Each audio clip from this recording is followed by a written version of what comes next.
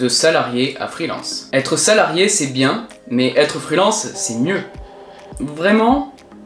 Allez, on va voir ensemble ce que ça fait de passer de salarié à freelance. Alors, toi aussi tu rêves de bosser uniquement pour toi, de te lever quand tu veux, de bosser d'où tu veux, mais expliquer ça à ton patron c'est pas forcément évident.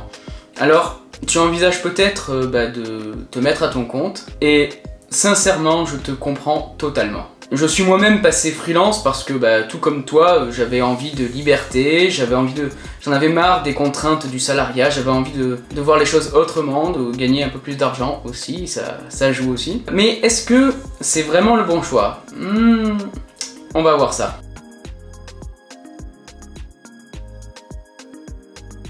Mais tout d'abord, reprenons les bases.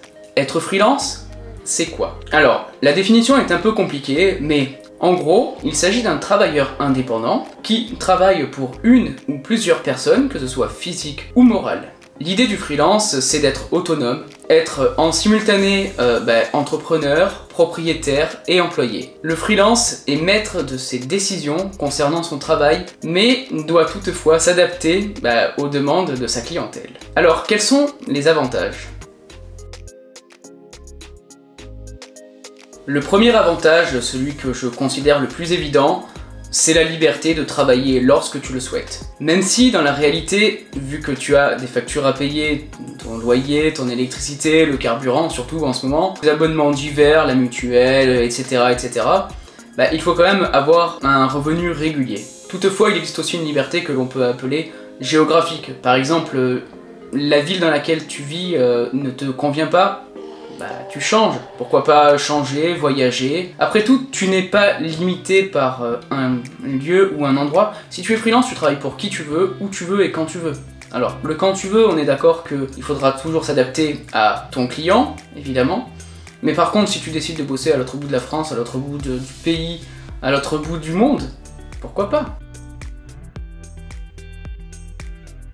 Le second avantage, selon moi, c'est l'aspect financier. Évidemment, tous les freelances ne facturent pas le même prix à leurs clients. Ça dépend du métier, de la région, de la demande, de l'expérience et de tout un tas d'autres critères. En revanche, contrairement à un salarié ou à un salaire d'employé, il y a moins de charges. Ce qu'on peut appeler charges, ça va être tout ce qui va être les charges patronales, les charges salariales, etc.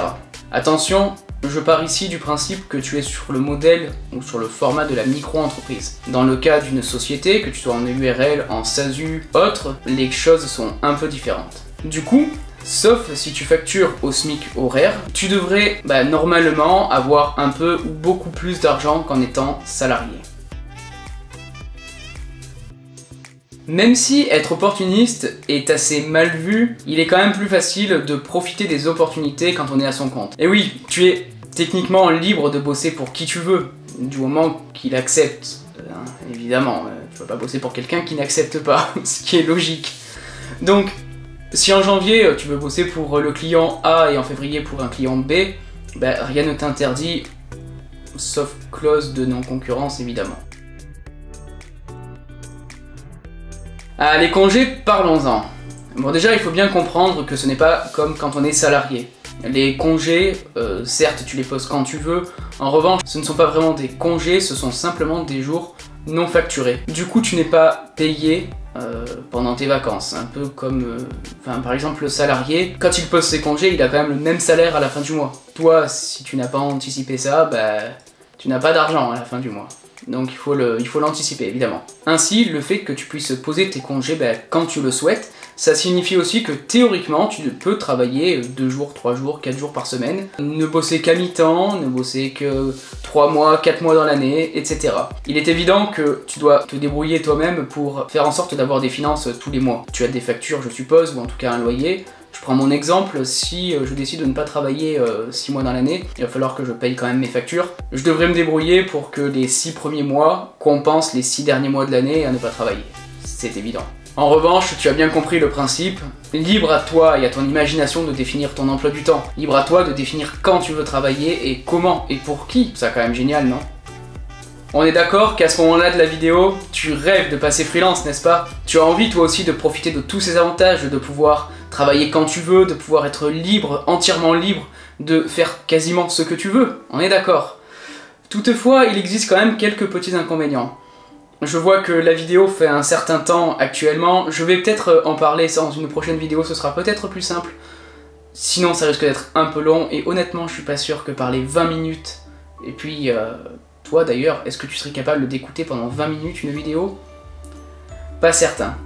Donc ce qu'on va faire, c'est que je vais publier cette vidéo, je vais faire le montage, et on se retrouve la semaine prochaine pour la suite de la vidéo pour parler justement des inconvénients de passer freelance.